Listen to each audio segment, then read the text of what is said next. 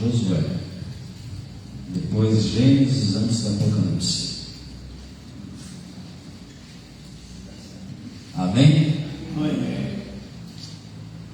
Então os cabeças dos pais dos levitas se achegaram a Eleazar, o sacerdote, e a Josué, filho de Nun, e aos cabeças dos pais das tribos dos filhos de Israel. E falaram-lhes em Siló, na terra de Canaã, dizendo: o Senhor ordenou pelo ministério de Moisés que se nos dessem cidades para habitar e os seus arrebaldes para os nossos animais. Pelo que os filhos de Israel deram aos levitas da sua herança, conforme é o dito do Senhor, estas cidades e os seus arrebaldes. E saiu a sorte pelas famílias dos coatitas, e aos filhos de Arão, o sacerdote, dentre os levitas, caíram por sorte da tribo de Judá, e da tribo de Simeão, e da tribo de Benjamim, 13 cidades. E aos outros filhos de Coate caíram por sorte das famílias da tribo de Efraim, e da tribo de Dan, e da meia tribo de Manassés, 10 cidades. E aos filhos de Gerson caíram por sorte das famílias da tribo de Issacar, e da tribo de Aser, e da tribo de Naftali, e da meia tribo de Manassés, em Bazã, 13 cidades. Aos filhos de Merari, segundo as suas famílias, da tribo de Ruben, e da tribo de Gade, e da tribo de Zebulon, 12 cidades. E deram os filhos de Israel aos levitas estas cidades e os seus arrebaldes por sorte, como o Senhor ordenara pelo ministério de Moisés. Deram mais da tribo dos filhos de Judá e da tribo dos filhos de Simeão nestas cidades, e que por nome foram nomeadas, para que fossem dos filhos de Arão, das famílias dos coatitas, dos filhos de Levi, porquanto a primeira sorte foi sua. Corra os teus olhos agora até o versículo 43.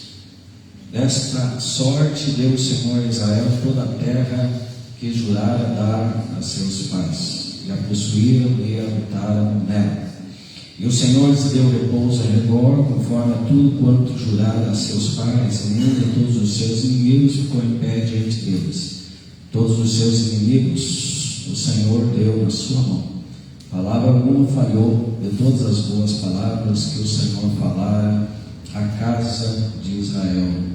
Tudo se cumpriu. Amém. Glória a Deus.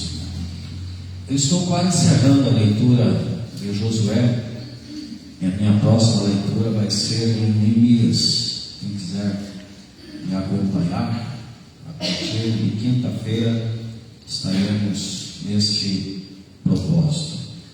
Mas aqui nós vemos que Josué, como sucessor de Moisés, teve um bom êxito.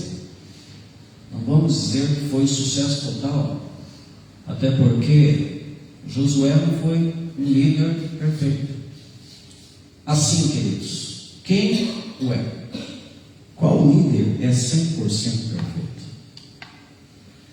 Na verdade, ninguém. Se nós olharmos para Moisés, é o que eu estava falando hoje cedo na escola bíblica. Moisés, ele deixou de entrar na terra prometida, porque sendo o homem mais manso da terra, irou-se e pecou. Irou-se e pecou, mesmo sendo o homem mais manso da terra. E Deus não deixou ele entrar em Canaã, a terra da promessa.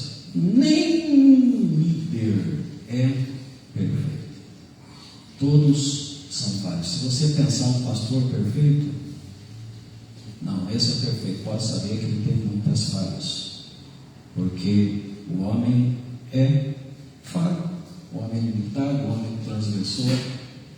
Davi, a palavra de Deus diz que ele terminou bem os seus dias, foi honrado por Deus, morreu velho, cheio de dias, riquezas e glória. 1 Crônicas 29 e 28.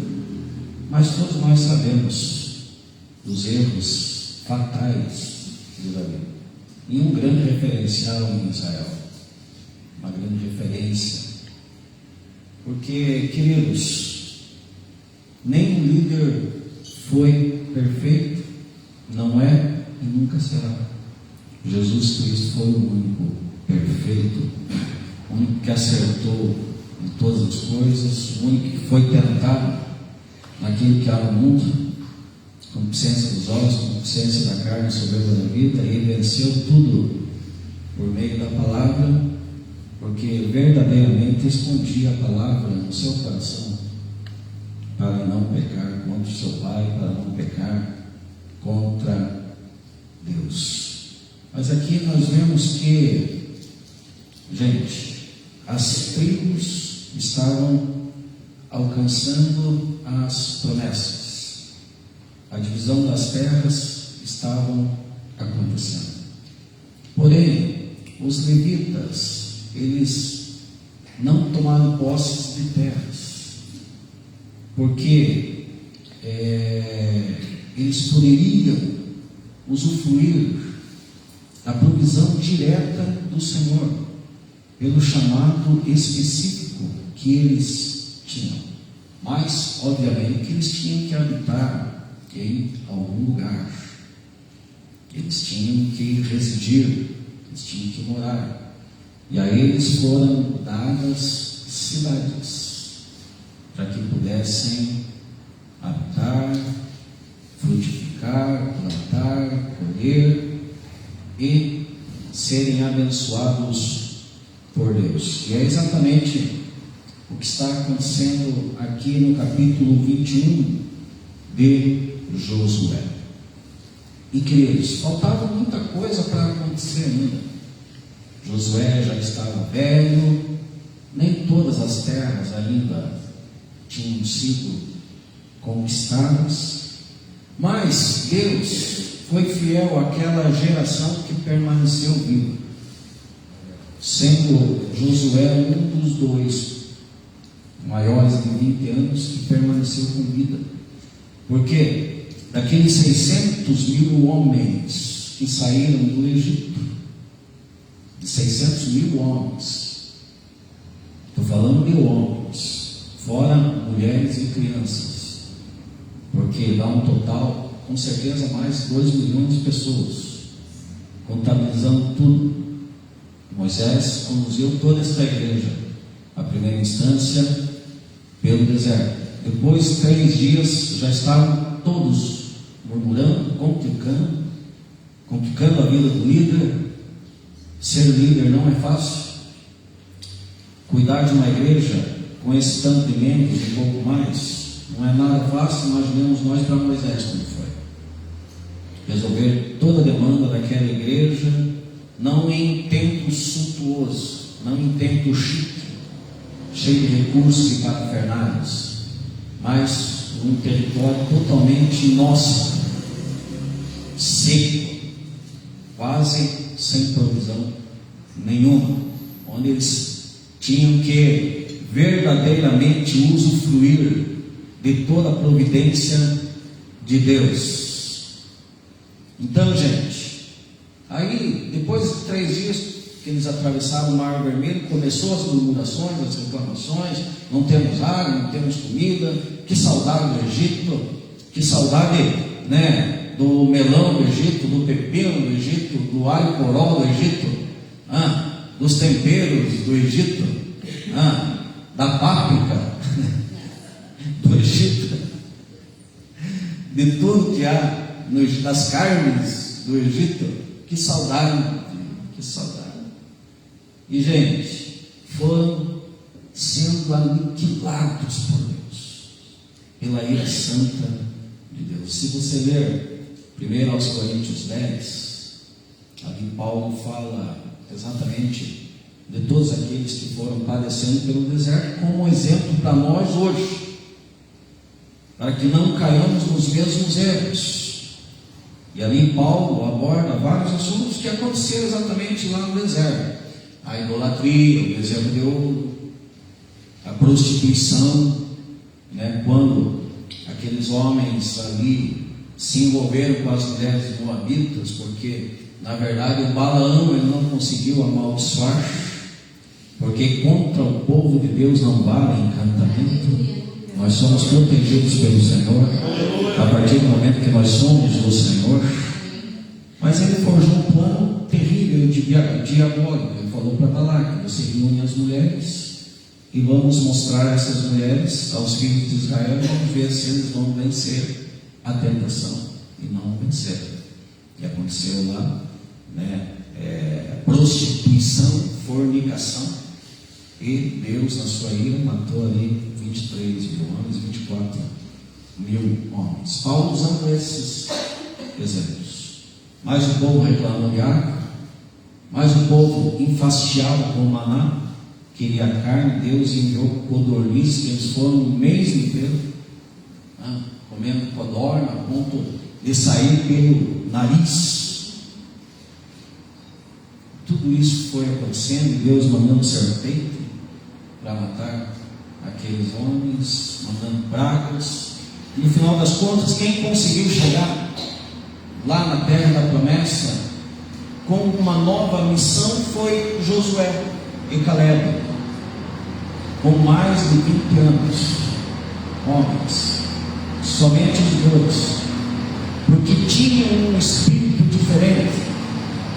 Os 12 espias que foram enviados por Moisés para sondar a terra, para fazer um levantamento e para relatar o que havia de benefício na terra, 10 infamaram, aqueles que complicam tudo, aqueles que, por fraqueza, por espírito de gafanhoto, aqueles que por incredulidade, como diz o outro, embolam no meio do campo. Mas quem tinha um espírito diferente? Josué e Caleb, que estavam com a sua plena confiança em Deus. Se Deus se agradar de nós, nós entraremos na terra. E de fato, Josué e Caleb entraram, e Josué foi beneficiado com a liderança, substituir um dos maiores líderes de todos os tempos. E aí foram conquistando povos, cidades, até que iniciou-se a distribuição das terras, das heranças e também das cidades para os levitas. Mas Deus, conforme as suas promessas, deu tudo a Israel, para esta geração, esta segunda geração de israelitas, que entraram na terra prometida. Deus deu tudo a eles, ninguém podia resistir a eles. Só que assim, gente, se nós lemos com atenção e carinho todo o livro de Josué, Israel não foi plenamente fiel a Deus. Teve vacilos, teve erros, fizeram alianças com quem não se devia ser feito aliança. Fizeram aliança com os gibeonitas. Os gibeonitas foram sagazes, enganaram. É por isso que nós, como povo de Deus, quero dar um alerta para vocês: não se deixe enganar, porque o espírito de engano está aí bem vigente, atuante. Não se deixe enganar. Quando os discípulos foram até Jesus Cristo e perguntaram acerca dos sinais do fim dos tempos, primeira coisa que Jesus falou para os discípulos: não se deixe enganar. E para você não ser enganado, você precisa ser esperto, você precisa ter sabedoria, você precisa ter entendimento, você precisa ter discernimento daquilo que é e daquilo que não é. Você não pode se deixar levar por coisas que de repente vai tirar você do propósito de Deus. Você precisa ter inteligência. E gente, nós precisamos buscar isso, a fim de que não sejamos enganados, para que as coisas aconteçam nas nossas vidas da maneira que Deus quer que aconteça. Porque Deus, Ele tem bênçãos gloriosas para o seu povo. Deus tem vitórias grandes, conquistas tremendas e plenas. Só que nós, muitas vezes, amados, atrapalhamos o propósito de Deus nas nossas vidas, por causa das vaidades pessoais, por causa dos achismos, por causa das influências de outras pessoas, aquilo que vem nos nossos ouvidos, que acabam fazendo nós desviarmos do propósito e do processo. E tudo isso, gente, é muito relevante. Paulo, quando soube do procedimento cristão dos irmãos colossenses, da fé que eles tinham e do amor que eles viviam uns pelos outros, eles aprenderam isso através da graça e através de Epáfras. Epáfras, usado por Deus, chegou e falou do Evangelho, falou da palavra de Deus, falou da graça.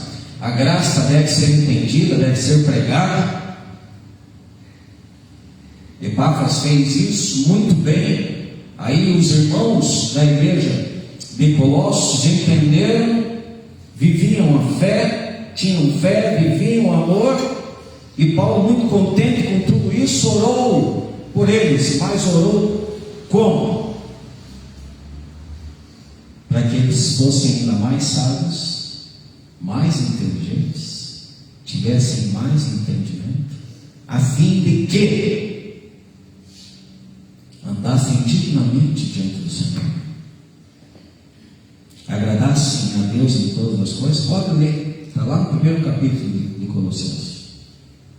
Para que eles pudessem andar dignamente diante do Senhor, agradando Deus em tudo, frutificando em boas obras e crescendo ainda mais no conhecimento de Deus. Isso, queridos, eu tomo para mim. Eu vejo nisso tudo algo que realmente, verdadeiramente vai me abençoar.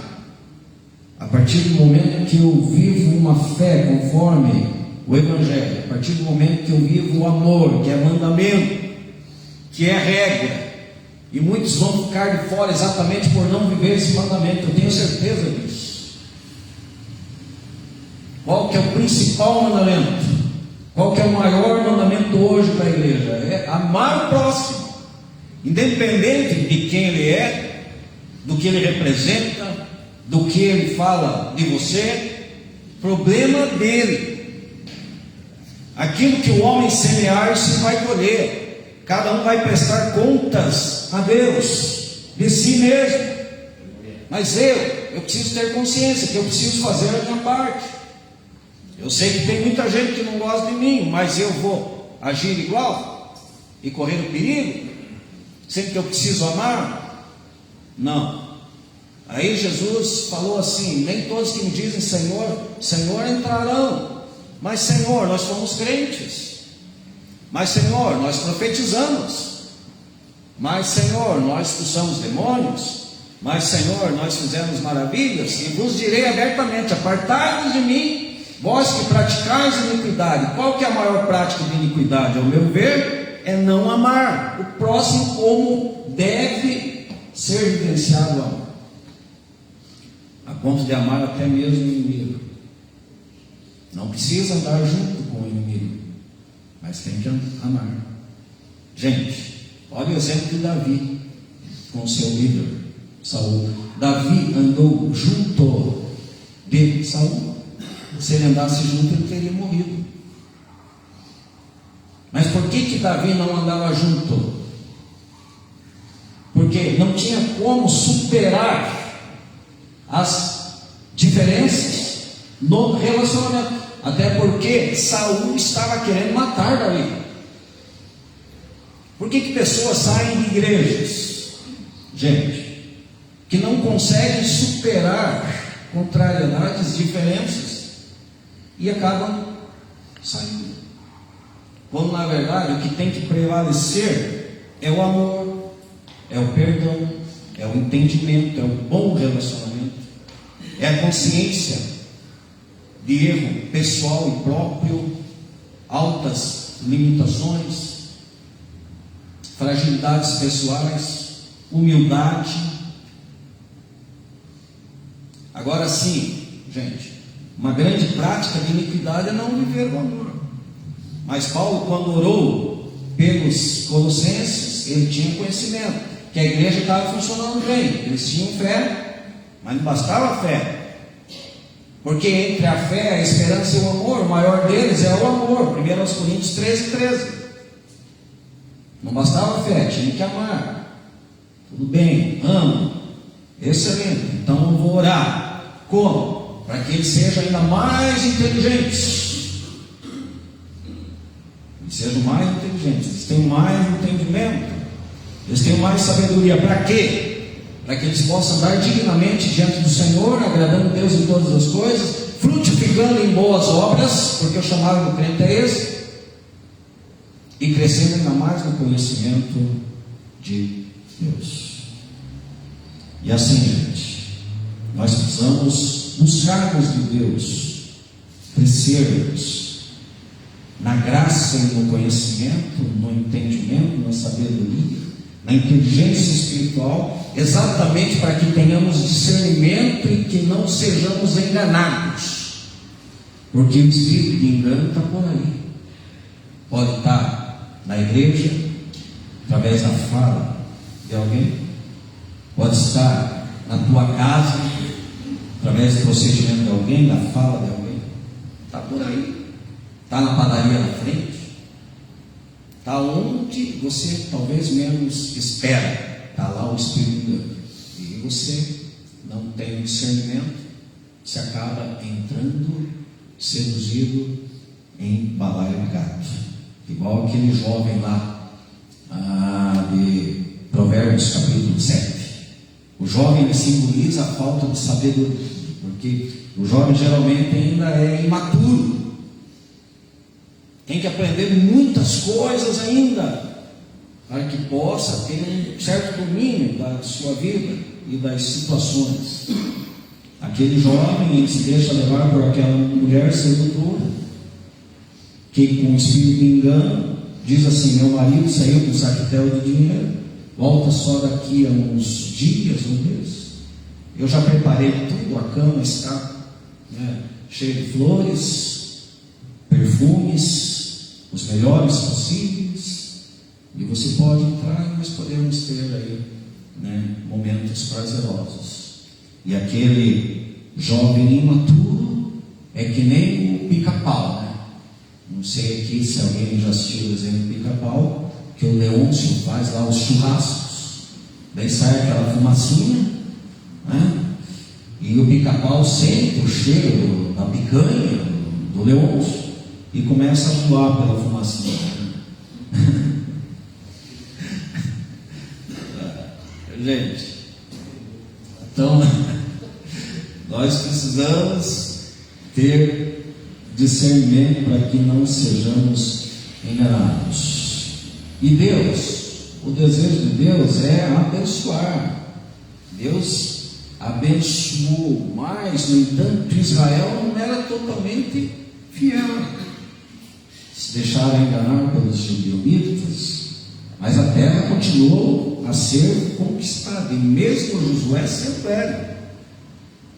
Capítulo 13 diz lá que Josué era idoso e ainda havia muita terra para ser conquistada, porque o que Deus tem, gente, não é pouco, não é pequeno, não é medíocre. Deus tem grandes coisas para nós. Se Deus é grande, Ele vai ter algo pequeno? Não. Deus tem grandes coisas, e nós podemos cooperar com o propósito de Deus para que tomemos posse do melhor que Ele tem para as nossas vidas. O melhor.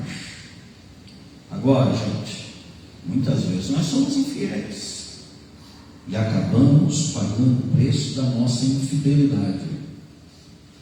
Somos infiéis, mas Deus permanece fiel. Ele não pode negar-se a si mesmo.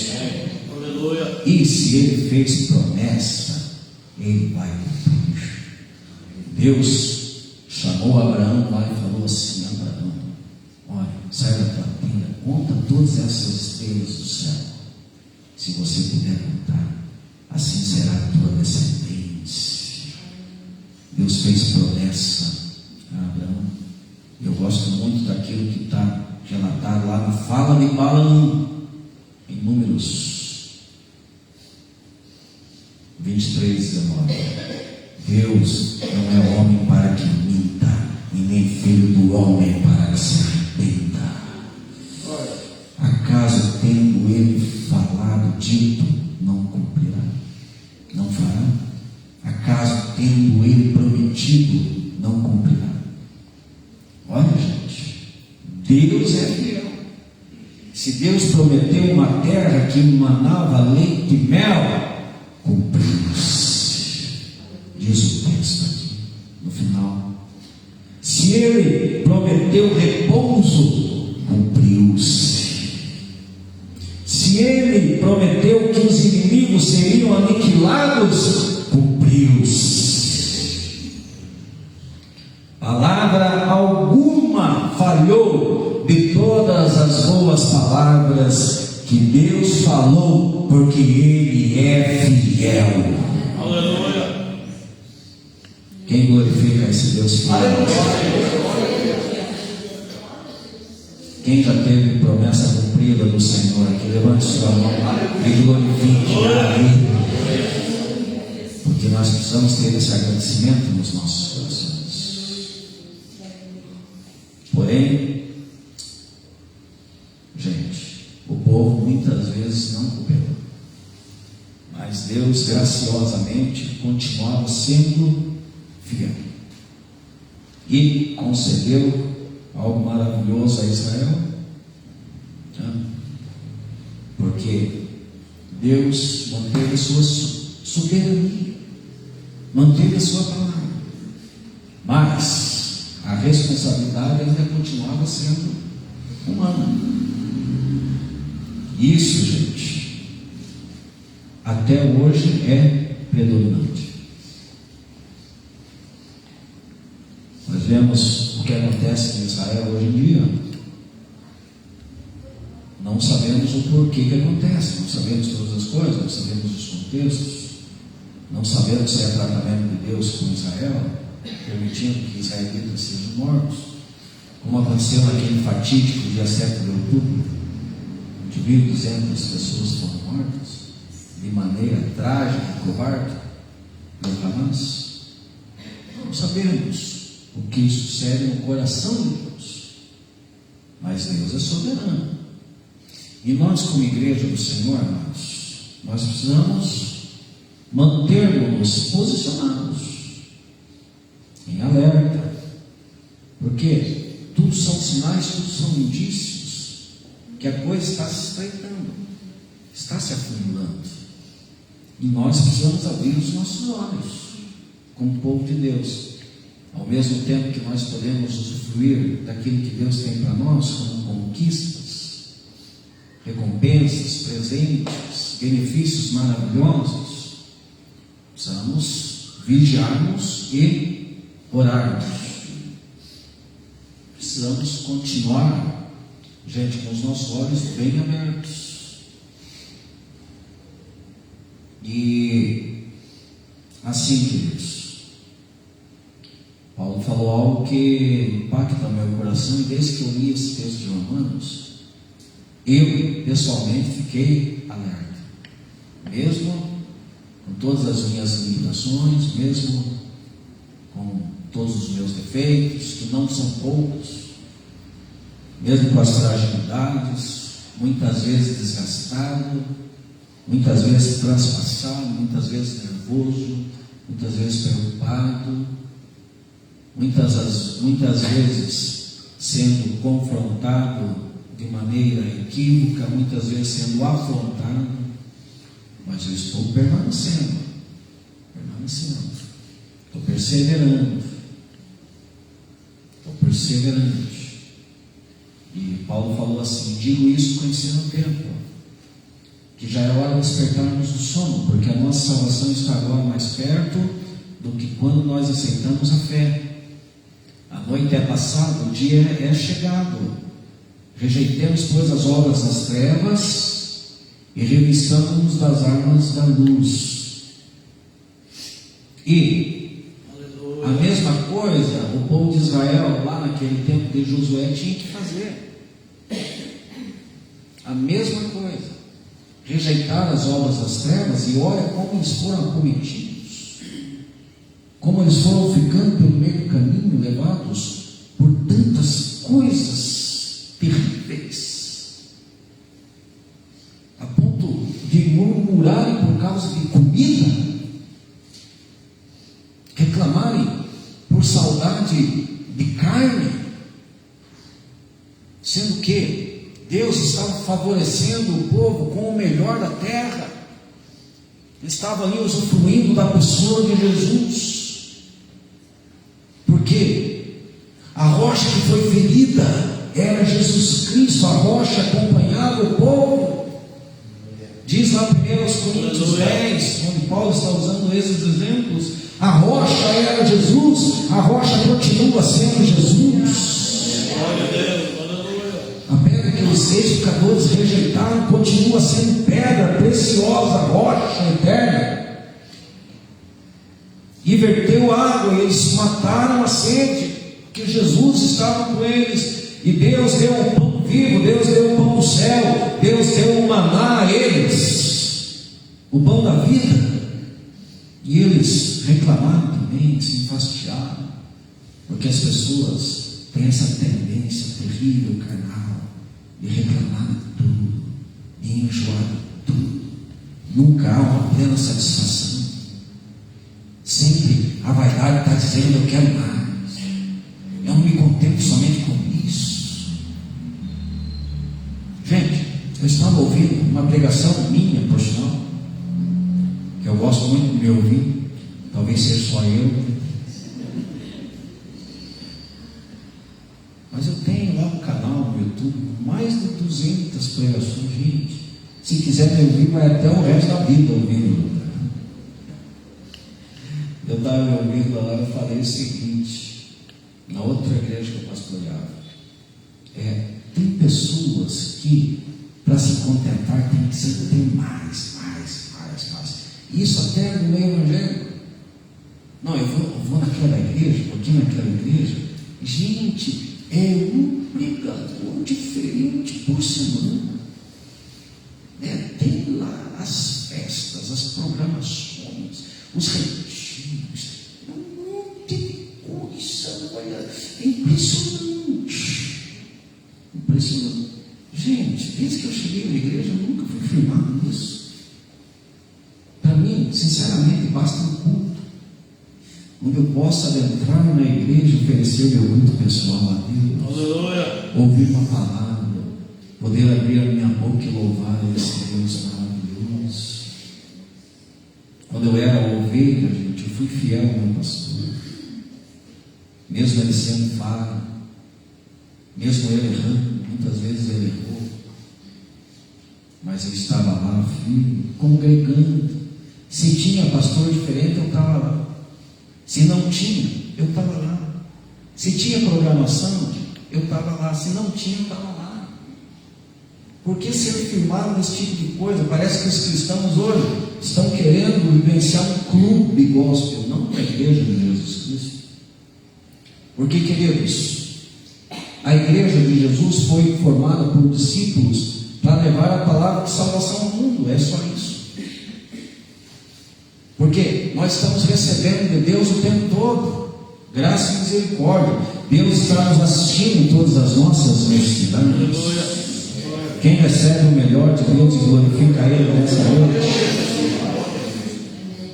Agora, por que nós estamos na igreja? Porque, gente, nós precisamos congregar. Porque aqui nós somos alimentados, aqui nós estamos num lugar consagrado, aqui nós temos a interação. Ó, quão bom e consolável que os irmãos vivem em união. Aqui nós podemos cantar ao Senhor conjuntamente. Aqui nós podemos receber orações, interceder. Aqui nós podemos ouvir a palavra de Deus. Olha o benefício da congregação. No entanto, Hebreus falou: não deixai-vos de congregar, como é o costume de alguns. Mas as pessoas hoje, ao invés de buscar as armas espirituais, conforme aquilo que Paulo falou em Romanos, estão se dando mais as obras da carne, porque é o dinheiro pessoal, é a satisfação pessoal, não tem aquele entendimento de ser igreja para ter aquela mentalidade que é melhor dar que receber, que precisa frutificar, que precisa verdadeiramente andar dignamente diante do Senhor, agradando a Deus em todas as coisas, ou pelo menos tentando agradar a Deus em todas as coisas, porque agradar a Deus em tudo é impossível, mas vale o esforço.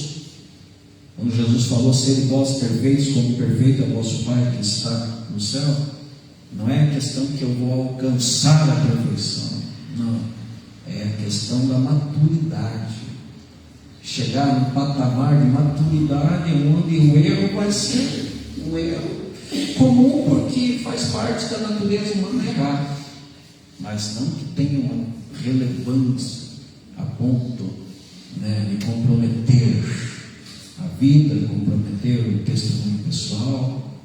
Enfim, eu sempre me contentei com as migalhas de Deus, como aquela mulher sirofenícia que foi tratada no seu orgulho.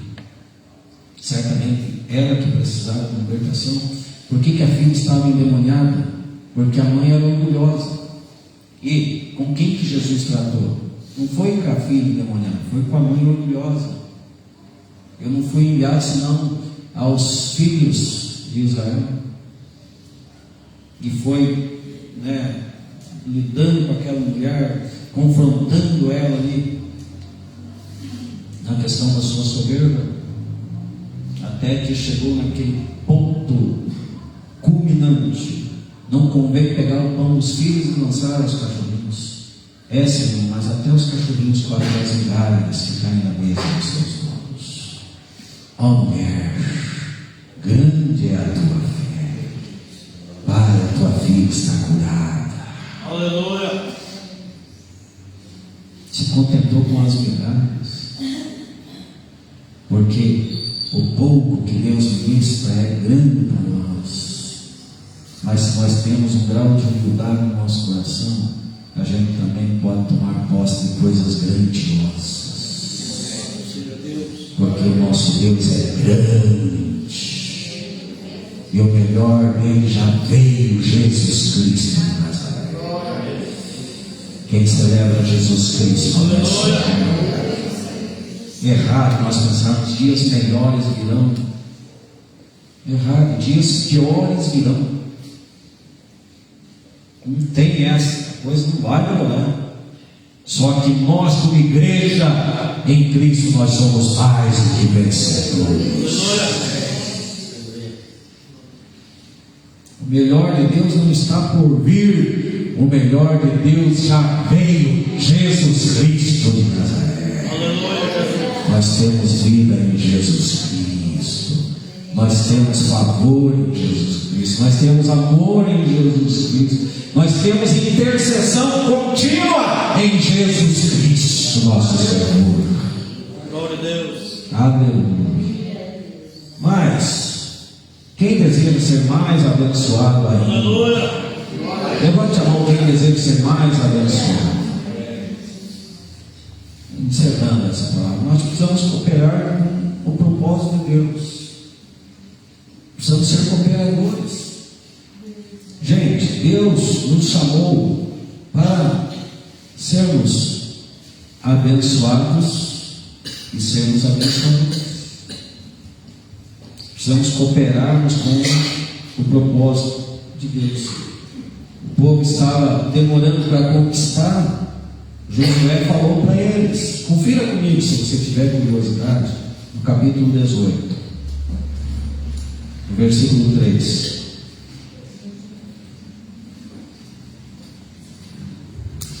Capítulo 18, versículo 3 de Josué.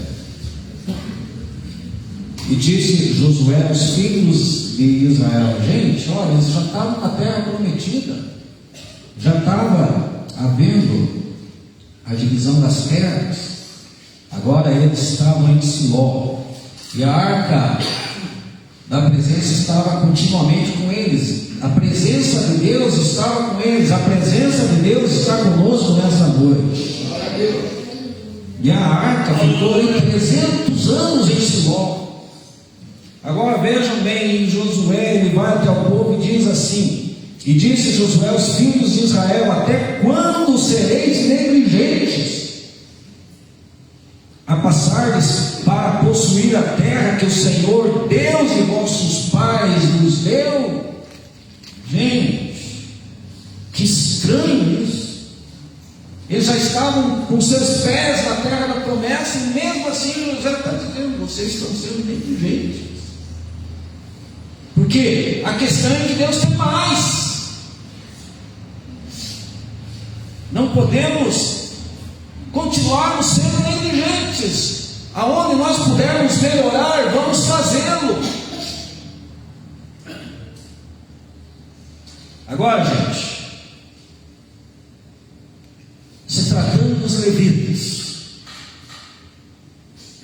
do que os levitas necessitavam? Além de eles receberem ajuda das cidades que foram doadas a eles, eles dependiam dos dízimos e das ofertas.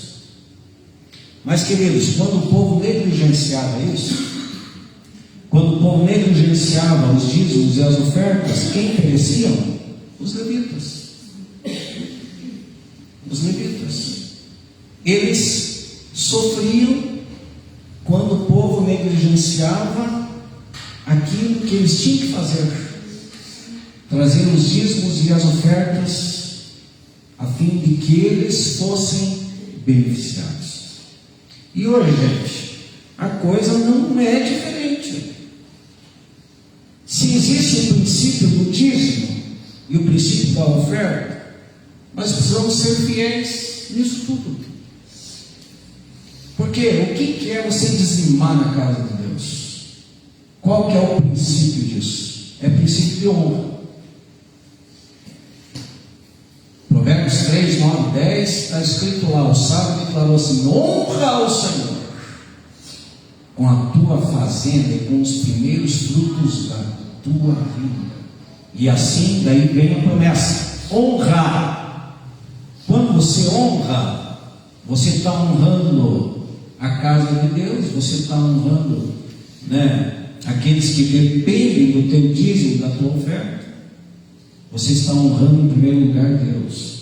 Porque o que significa isso? Quando você devolve o teu dízimo, isso é uma atitude de gratidão, porque você está devolvendo aquilo que não é teu, mas é dele. Isso é entender a graça, é saber que nós estamos administrando tudo aquilo que não é nosso. E Davi tratou muito bem isso lá em 1 Crônicas 29, acerca de ofertas. Gente, nós precisamos consertarmos isso nas nossas vidas, acerca desses princípios e desses valores. Precisamos trazermos os dízimos. Se você quer ser mais abençoado ainda na tua vida e mais próspero, faça isso. Não faça como quem está lidando com dinheiro, mas como quem está lidando com fidelidade, com desprendimento. Se nós formos para a Bíblia, todos aqueles que são avarentos são idólatras. Pode conferir em Colossenses 3:5.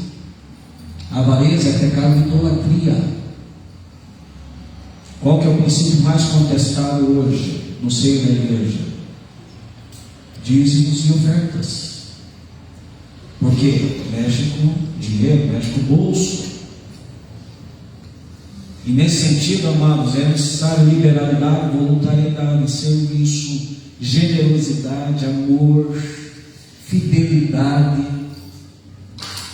Quer ser mais abençoado? Coopere com o propósito de Deus. O reino de Deus necessita disso. O reino de Deus necessita. Quando o povo negligenciava isso, os levitas sofriam. Mas quando eles eram generosos, eles eram beneficiados, porque Provérbios 11, 25 diz que a alma generosa prosperará e que regar será regado. Então, queridos, vamos melhorar nesse sentido. Olha o chamado de Josué ao povo: até quando vocês serão negligentes? É claro que talvez você não possa ser perfeito nesse sentido, e Deus sabe. Deus sabe. Mas, gente, aquilo que é, aquilo que não é, não é. Se você pensar assim: não, eu vou melhorar nesse sentido, eu vou me voltar à palavra de Deus, eu tenho certeza que Deus vai levar ao teu nível, vai te levar a um outro patamar, vai fazer você experimentar coisas que talvez você nunca experimentou, porque envolve a graça de Deus, o agradecimento a Deus. Outra coisa, nós devemos confiarmos no Senhor e reconhecê-lo em todas as áreas das nossas vidas, e não nos estribarmos no nosso próprio entendimento. É tudo conselho de sabedoria, está lá em Provérbios 3 também. E quando nós confiamos no Senhor, quando nós reconhecemos Ele em todos os nossos caminhos, a promessa é que Ele endireitará as nossas veredas. Quem crê que o Senhor pode endireitar aquilo que ainda está torto na tua vida? Fique em pé nesse momento, para dar a impressão que está ensinando.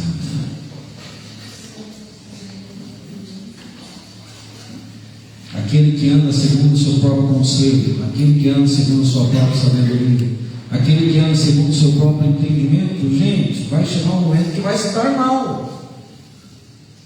Porque o conselho é que nós andemos no entendimento de Deus, amando que Deus ama e aborrecendo que Deus aborrece. Outra coisa, é necessário consertarmos situações. Por que o povo foi morrendo pelo deserto? Porque não havia ali um cair em si, não havia um arrependimento. E olha, gente, a vida é cheia de percalços, barreiras, pedras no caminho, dificuldades. O dia mal chega. Até Davi, que foi fiel a Deus, e Davi lá no Salmo 106, ele como rei, ele declarou assim: os meus olhos procurarão os fiéis da terra. Se um rei humano procura o fiel, Deus também está procurando gente fiel, para que seja abençoado. E assim, diante de todas as demandas desta vida, dos percalços, das dificuldades, Davi, que foi fiel a Deus, ele indagou algumas vezes: até quando, Senhor? Até quando esconderás de mim? Esconderás o teu rosto de mim? Até quando esquecerás de mim? Até quando consultarei com a minha alma, tendo tristeza no meu coração? Até quando prevalecerá sobre mim o meu inimigo? Está lá no Salmo 13. Mas ele, gente, Davi, ele tinha um coração de arrependimento. Quando ele errou relevantemente, quando ele foi confrontado por Natã, ele não se levantou contra a voz profética. Ele recebeu o confronto. E ele compôs lá no Salmo 51:17, que um coração quebrantado e contrito Deus não desprezarás. Presta atenção nisso. Um coração quebrantado e contrito Deus não desprezarás. E lá, finalizando o Salmo 13, ele declarou assim: mas eu confio na tua benignidade. Cantarei ao Senhor, porquanto Ele me tem feito muito bem. Se o Senhor tem te feito bem, creia que ainda maiores bens Ele pode trazer a você. Mas seja fiel, mude o caminho, tenha novas atitudes, diante de novas palavras. Abra o seu coração, abra o seu coração. se arrependa dos seus erros, volte para o caminho estreito. Se você ainda continua no caminho largo, eu creio que Deus fará grandes coisas. Coloque a mão no seu coração e ore assim comigo, aquilo que Davi orou lá no Salmo 51:10. Cria em mim, ó Deus, um coração puro e renova dentro de mim um espírito reto e inabalável, em nome de Jesus.